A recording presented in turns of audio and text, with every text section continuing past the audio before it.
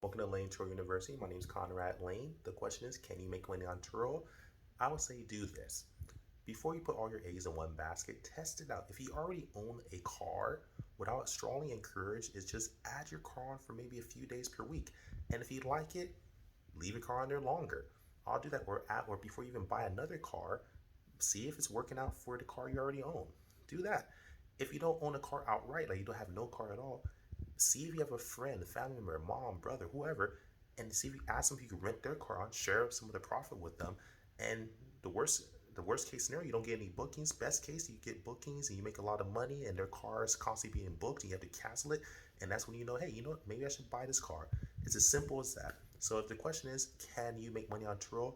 Yes, you can. I'm a part of I'll make money on Turo. Many other people making money on Turo, but you need to figure this out for yourself. Add a car on there if you already own one and see how it does. And if you don't have a car, you can actually be added as a custodian.